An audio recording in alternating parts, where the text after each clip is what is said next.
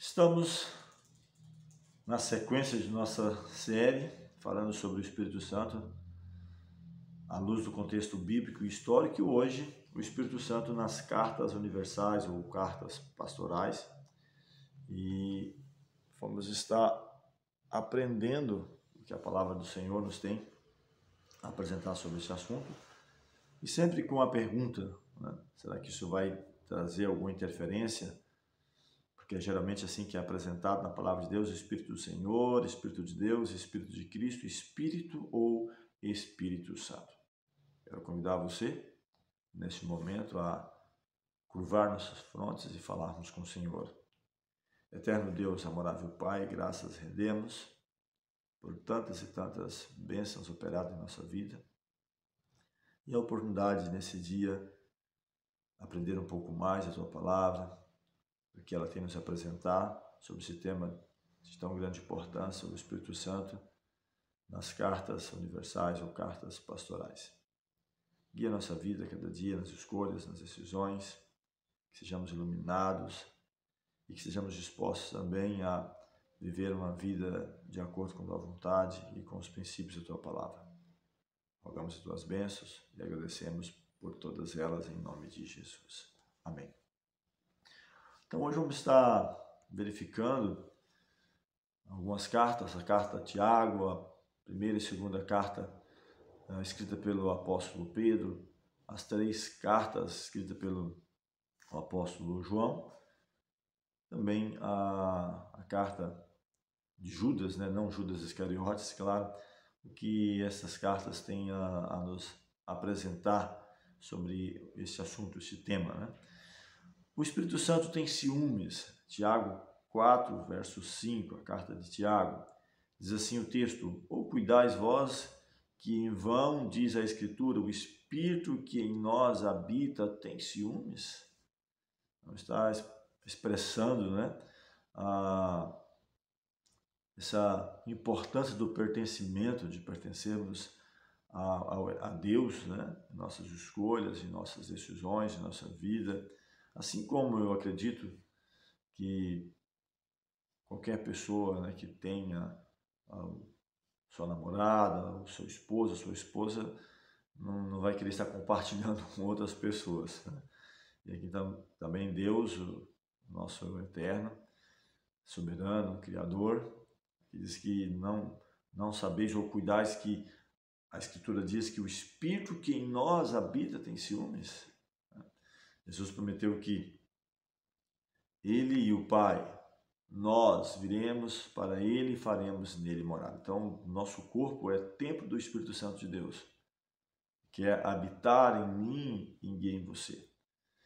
E tem ciúmes, o Senhor Deus tem ciúmes, né,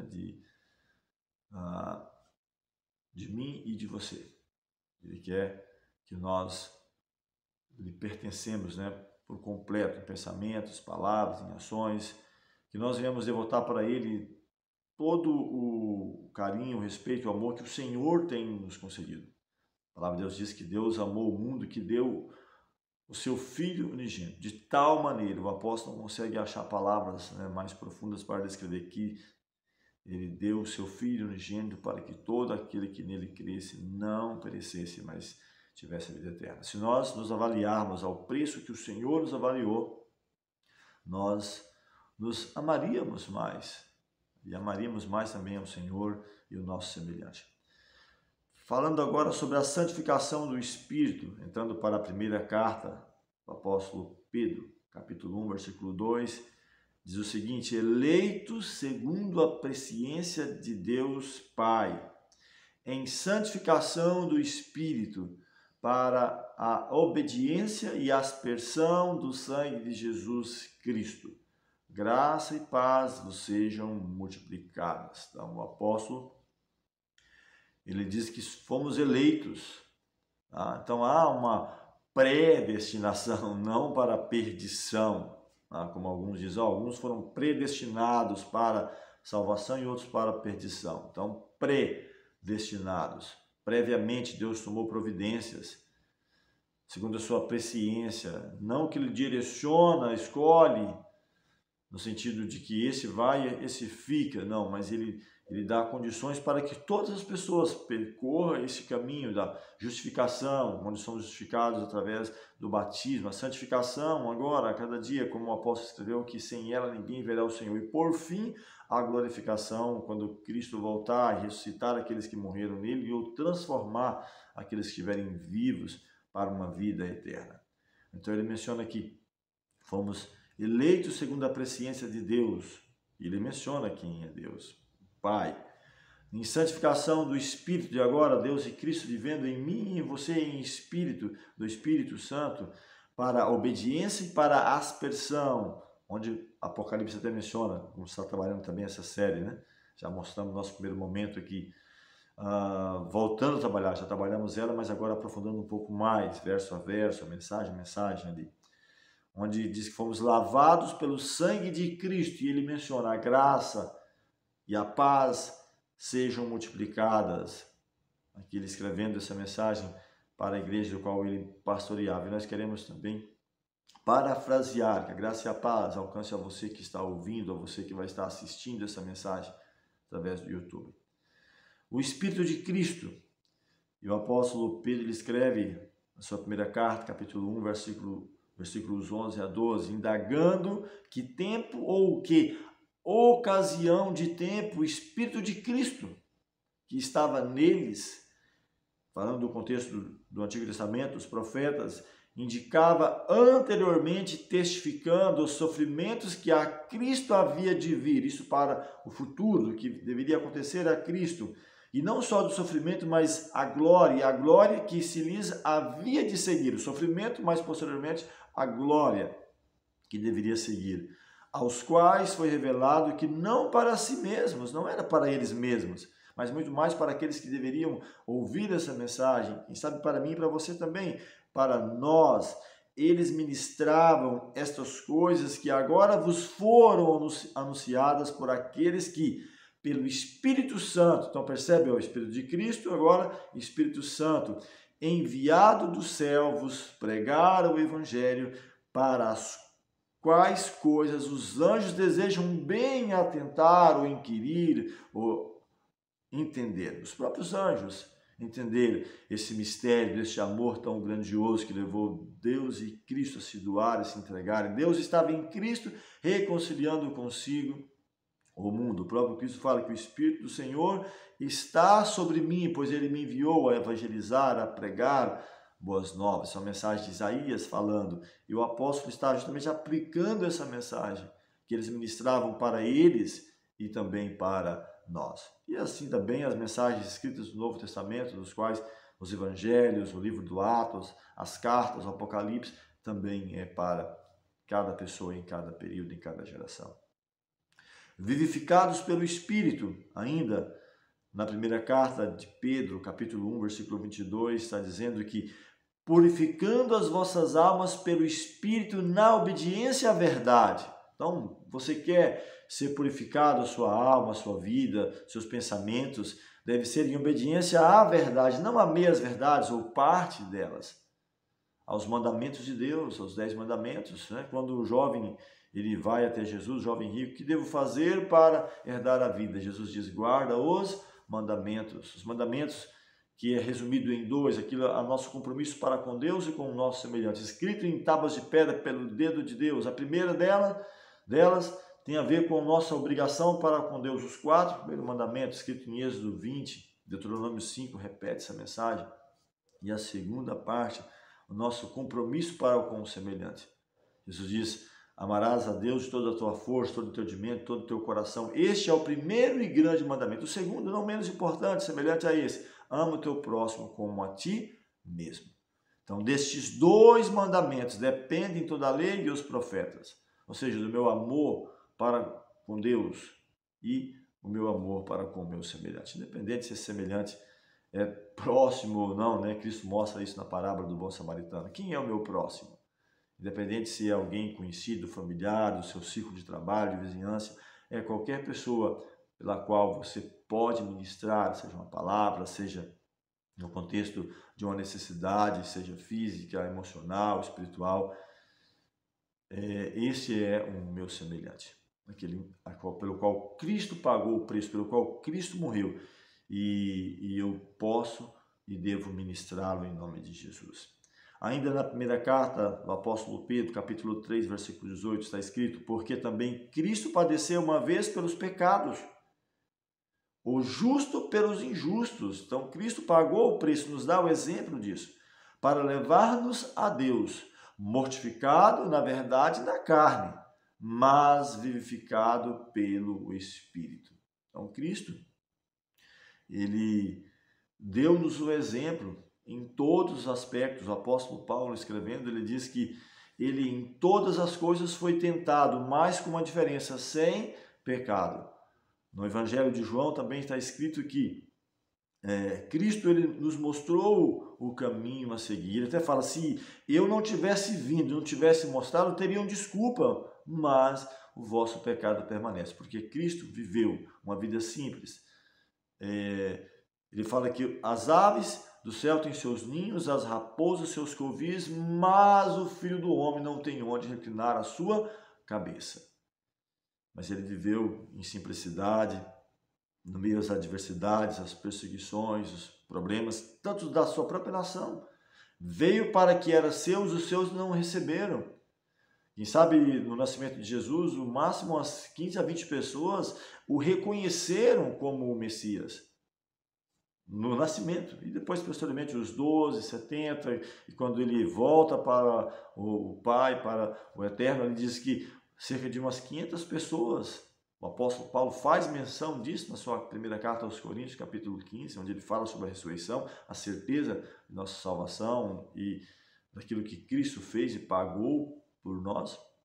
Ele fala sobre isso, cerca de 500 irmãos, cerca de qual alguns já dormem, mas outros estavam indo, e assim a igreja foi crescendo, sendo batizado 3.000 almas, 5.000 almas, e crescendo até chegar ao ponto de o próprio apóstolo escrever de que naquela geração todo o mundo habitado havia ouvido a palavra de Deus, até mesmo o Império Romano, na sede do mundo da época, em Roma, apesar de meio às perseguições, onde Paulo se vê tendo o julgamento mais justo a princípio daqueles que não conheciam a Deus do que da sua própria nação, dos líderes da época, quem sabe os pastores, né? Os teólogos da época, onde não somente perseguiu a Cristo por inveja, mas os discípulos entregam o apóstolo agora na mão dos romanos. Ele se vê tendo mais condições de ser julgado em César, apelo para César, do que pelos da própria nação.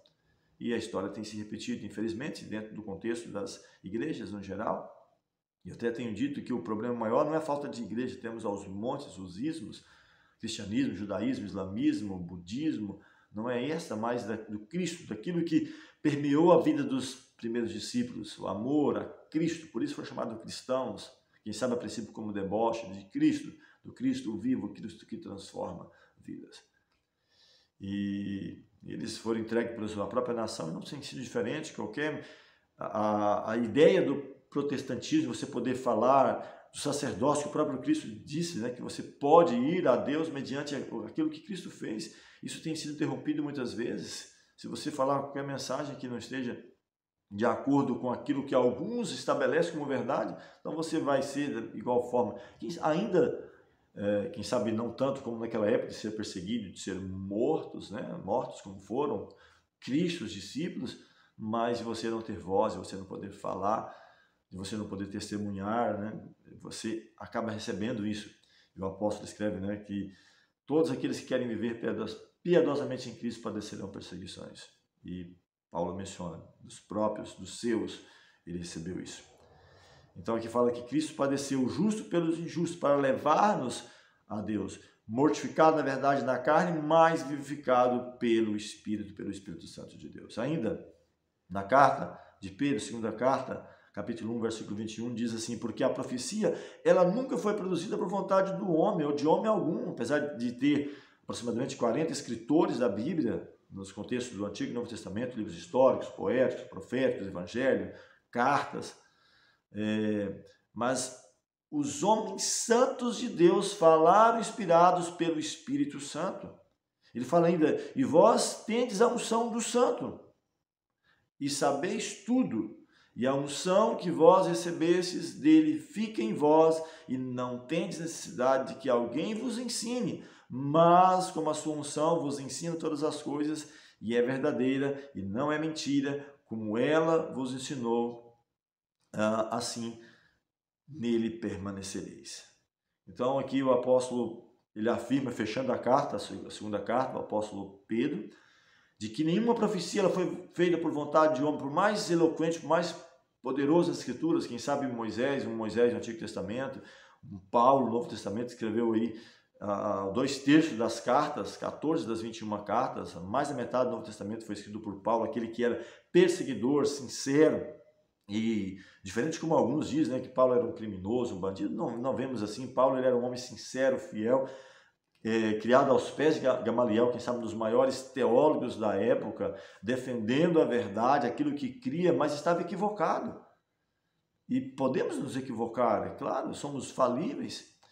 Paulo estava equivocado porque ele não conseguia ver que aquela pessoa tão simples fosse o Messias. Mas quando ele cai, alguns dizem assim, né?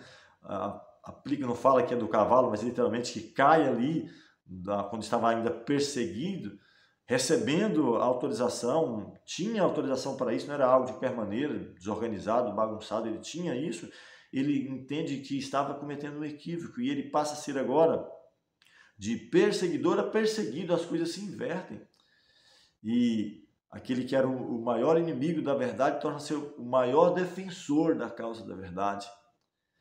E passa a pregar. Então ele fala que não foi por vontade de homem, mas homens santos falaram da parte de Deus, movidos pelo Espírito Santo. E aqui entrando já na primeira carta de João, ele fala que vós tendes a unção do Santo. A unção, o Espírito Santo que Deus prometeu para mim e para você, essa unção que Cristo sopra em miniatura e diz, recebe o Espírito Santo. Como o próprio Cristo fala, aquele que tem sede, venha e beba, porque do seu interior fluirão águas vivas, e ele fala sobre isso com respeito ao Espírito Santo, que eles deveriam receber. O Espírito Santo que muitas vezes aparece como símbolo de fogo, de água, de vento, da glória, do poder, ora, quem sabe como pessoa, a pessoa de Cristo, a pessoa de Deus, ou em alguns momentos, quem sabe até mesmo de anjos, que são espíritos ministradores. Ele fala que vós tendes a unção do Santo, e sabeis tudo, e a unção que recebestes dele, porque o próprio João ele fala, aquele que vai vir após mim, ele vos batizará com o Espírito Santo e com fogo. Quem nos batiza com o Espírito Santo? O próprio Cristo, o próprio Deus. Porque fala qual é o pai que o filho vai pedir um peixe, vai dar uma cobra, não dará o Espírito Santo àquele que vos pedir, então é Deus e Cristo. Em Atos 2:33 fala que Cristo, ao subir ao céu, ele passa a interceder juntamente com os discípulos naqueles 10 dias de oração e derramou isso que vedes e ouves, concede o dom do Espírito, a habilidade de falar a língua das nações, pregar a língua das nações para que a mensagem avançasse ali, o dom de línguas.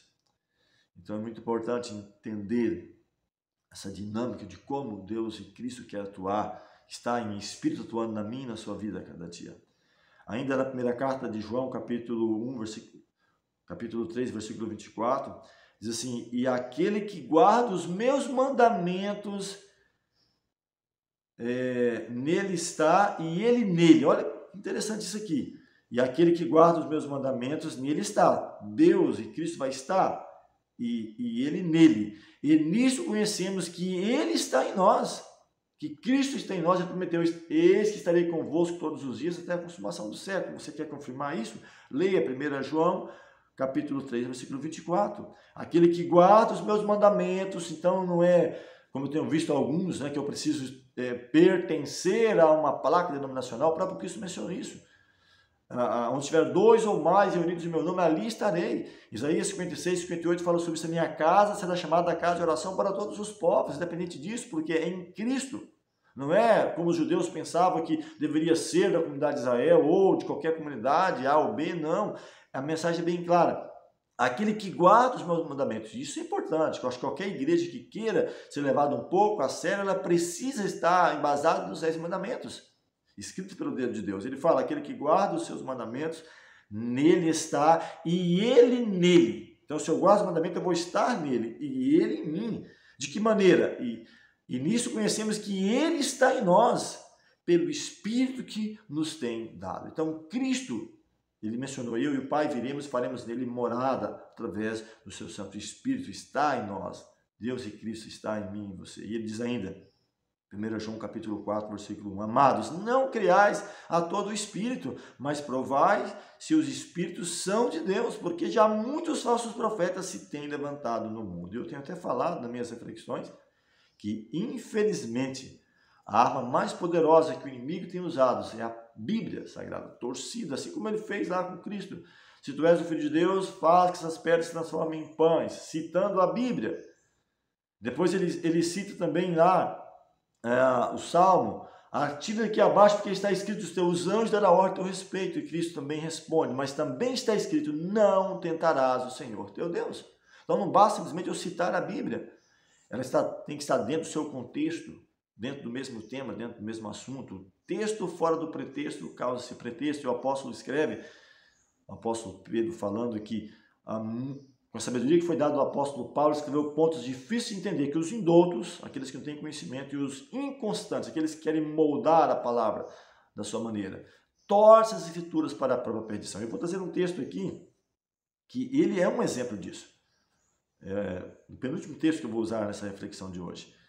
Vou trabalhar ainda 1 João capítulo 4, versos 12 a 13, que diz, ninguém jamais viu a Deus.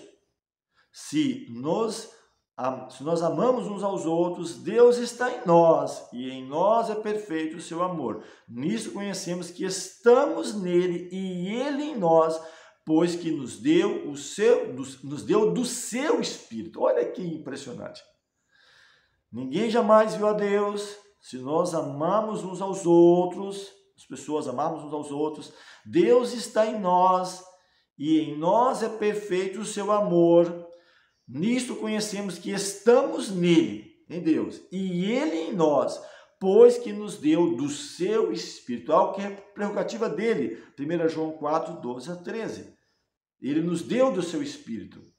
Então o Espírito de Deus habita em mim, habita em você. Deus nos concede esse privilégio. Então não é um terceiro ser coeterno que está se autuando, é Deus que nos concede isso, é Cristo que nos concede isso. Temos batido nessa tecla muitas vezes, temos sido muitas vezes mal interpretado por muitas pessoas, dizendo que nós não cremos no Espírito Santo. Aqui estamos bem claro, falando dessa mensagem tão maravilhosa, tão poderosa. Deus está em nós, porque nos deu do seu Espírito, nos concede, nos batiza com o seu Espírito, nos concede os frutos do Espírito, mas isso é prerrogativa de Deus e de Cristo. E esse texto aqui, que é um dos mais utilizados para provar se três pessoas coeternas e coiguais. E seria realmente o mais contundente se ele não tivesse sido adulterado lá a princípio. Olha o que diz aqui, ó. Este é aquele que veio por água e sangue, isto é, Jesus Cristo, não só por água, mas por água e por sangue. E o Espírito é o que testifica, pois o Espírito é a verdade, porque três são os que testificam. E aí abre um parêntese que eu estou tendo aqui diante do meu computador e você pode ver na sua palavra, a Bíblia Sagrada. Vai nela depois e pesquisa.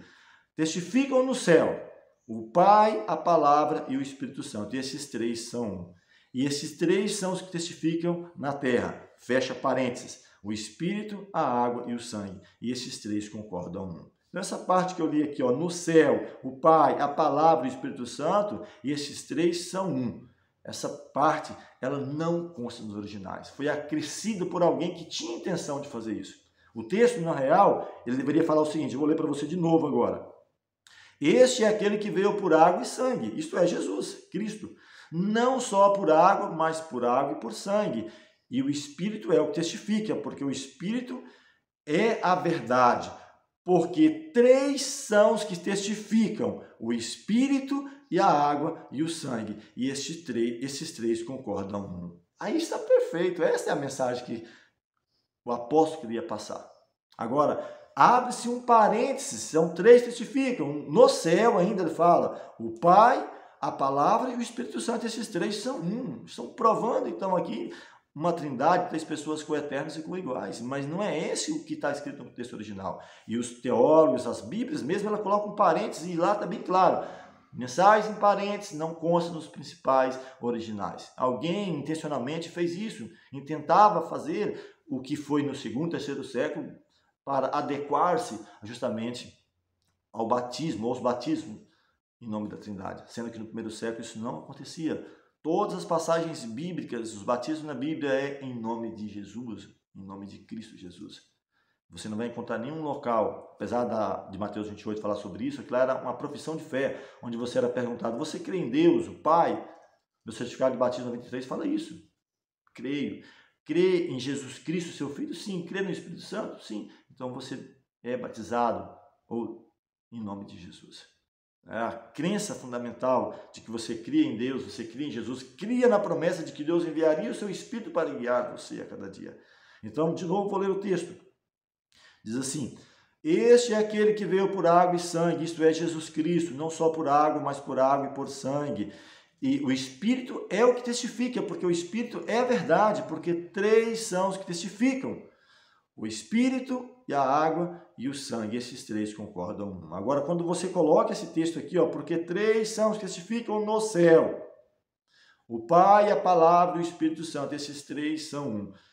E aí ele volta agora, e três são testificam na terra. Aí ele acrescenta essa outra parte, muda todo o sentido da frase. Assim como uma vírgula pode mudar. Quando alguém estava sendo condenado por uma situação e ele diz assim, perdão impossível, enviar para a Sibéria. A pessoa foi e mudou a vírgula. Perdão impossível, enviar para a Sibéria. Uma outra frase, fogo não, poupe a cidade. E a pessoa diz, fogo, não poupe a cidade. Uma única vírgula muda todo o sentido da frase. Fogo, não, poupe a cidade. Fogo, não poupe a cidade. Então, há a possibilidade de ter havido mudança? Sim, a Bíblia fala, Apocalipse menciona sobre isso. Que aquele que acrescentar qualquer palavra, será acrescentado às pragas. Aquele que tirar, será tirado a sua parte na árvore da vida. Mas ele promete, aquele que for fiel, que for obediente, esse vai poder desfrutar das delícias que o Senhor prometeu para a eternidade. E quero fechar orando no Espírito, Judas 19, 20. Claro, não Judas Iscariotes, mas Judas, irmão do Senhor, onde está escrito: estes são os que causam divisões sensuais, que não têm o Espírito, mas vós, amados, edificando-vos a vós mesmos sobre a vossa santíssima fé, orando no Espírito Santo. E o meu desejo para você, independente de qual igreja você pertença, é que busque esse crescimento na palavra. A sua vida, a sua alma, a sua salvação é muito preciosa para que você simplesmente aceite que outro dito que deve acontecer na sua vida. Não estou falando que você não deva respeitar o seu líder, o seu pastor, o padre, não importa, o presbítero, o seu pai, a sua mãe, alguém da confiança, mas seja como os bereanos. Vá para a palavra, examinando a cada dia para ver se de fato as coisas serão assim. Porque muitos naquele dia vão se envergonhar quando Cristo voltar e vai dizer, mas Senhor, nós não profetizamos, nós não curamos, nós não fizemos isso e aquilo, Senhor. Ele vai dizer, apartai-vos de mim, porque não vos conheço. Isso ele menciona aqui, em vão me adora, ensinando doutrinas que são preceitos de homens. Infelizmente, Israel fracassou, cometeu um erro. Aceitavam o contexto de lei, mas rejeitaram o Messias. O mundo cristão, infelizmente, no geral, tem dito que aceita Jesus. Tem cantado, falado, pregado, chorado, mas muitas vezes tem rejeitado os seus ensinos, os seus mandamentos. Quando não em todo, pelo menos em parte. Principalmente no quesito adoração. E isso é muito sério.